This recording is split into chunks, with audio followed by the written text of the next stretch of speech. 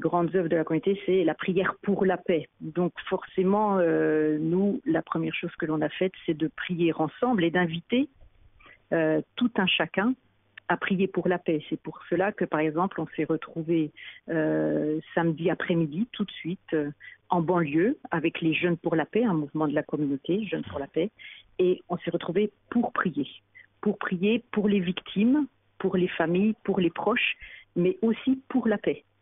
Pour la paix après les attentats de Paris, mais aussi rappeler cette guerre dont parle le pape François, cette troisième guerre mondiale morcelée, qui existe et qui touche beaucoup de pays dans le monde.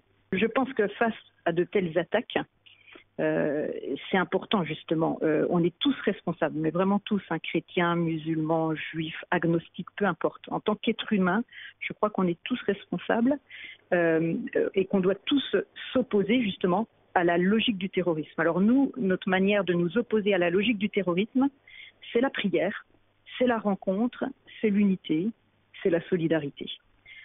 Si je veux développer ça, c'est-à-dire la prière qui nous amène. La prière nous amène à prier pour la paix et aussi à nous demander en tant que chrétiens qu'est-ce qu'on peut faire pour l'autre. Donc vraiment, les paroles de l'Évangile nous apprennent à vivre avec l'autre et surtout à aller vers l'autre. Donc cette prière nous amène à aller à la rencontre de l'autre, le plus faible, le plus vulnérable.